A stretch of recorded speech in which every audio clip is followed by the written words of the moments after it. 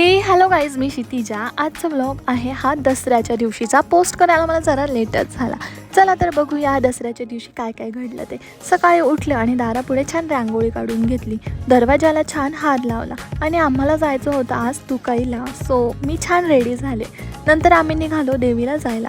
तिथे गेलो, दर्शनासाठी रांगेत उभा राहिलो, दर्शन घेतलं आणि सक्षमची नजर गेली खेळण्यांकडे। फायनली त्याला एक खेळणी घेतली। मंदिराला फुलांचं सुंदर डेकोरेशन केलं होतं। आम्ही घरी आलो आणि बघतो तर काय, दिव्याची वात पूर्णपणे जळाली होती। असं म्हणतात की दिव्याची वात पूर्ण जळाली तर काहीतरी शुभ कार्य घडतं।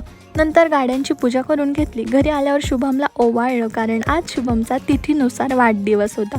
नंतर ते गेले जॉबला आणि आम्ही मस्त पुरणपोळी बनवली होती। 9 दिवसांचा उपवास आज सोडला आणि पोटभर जेवण केलं। रात्री शुभमने माझ्यासाठी चॉकलेट चीज केक आणला होता, तो खाल्ला आणि फायनली माझा दिवस संपला। Thanks for watching. भेटू नेक्स्ट ब्लॉगमध्ये। बाय।